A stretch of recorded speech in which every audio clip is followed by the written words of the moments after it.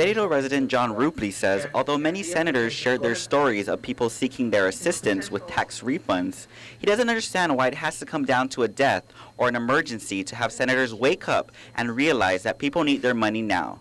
For that reason, he decided to show up to a crowded public hearing room today to witness live what senators had to say. This concerns not only me, it concerns everybody, both Democrat and Republican, both young and old.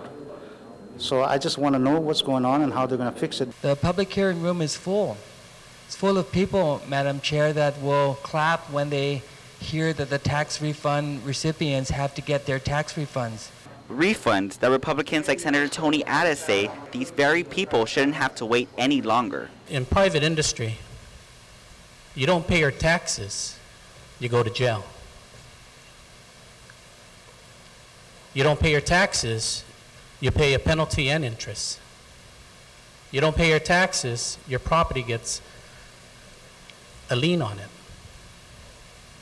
Government, we don't pay what is due, nothing, absolutely nothing happens to government.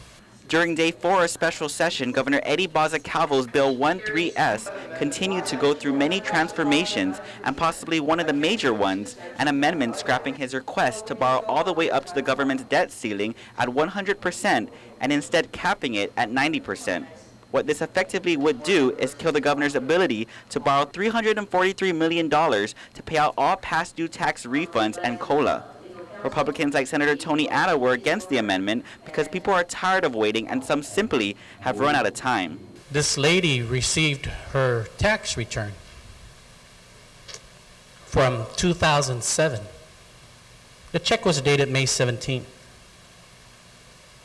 And it's a 2007 tax return. The interest on it, $76. But you know what? She wasn't around to see it because my mother passed in April.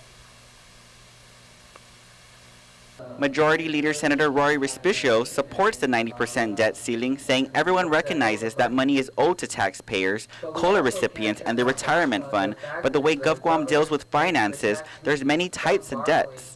Respicio says that they raise the debt ceiling and should the government default on the loan, the consequence will be much greater. And so if we default on that, the consequence of that is much greater because we have to start liquidating our government of Guam assets. And I want that. I don't expect people who are owed money to understand that. It's a very, very tough issue, and they're angry. Certainly they are, and I'm angry just as well. But we just have to be able to articulate the risk of having this debt ceiling raised from 90 to 100%, and I hope that we can get some support. For Rupley, that might be a tough sell. Whether they pay this off at one time and incur the debt, or whether they continue to carry the debt that they owe the people of Guam, it's still going to incur interest. And my understanding is that if it's not close, it's pretty near to close to what they're going to owe anyway. So for me, why don't you pay the people? So for me, it's cut and dried. I put you here to work for us. If you can't stand and make the tough decisions, then go sell a car or something. Something easy for you to do. Just before lunch recess, Senator Judy Guthertz asked what would happen if the legislature were to consider raising the debt ceiling to 95% instead, but that too brought opposition.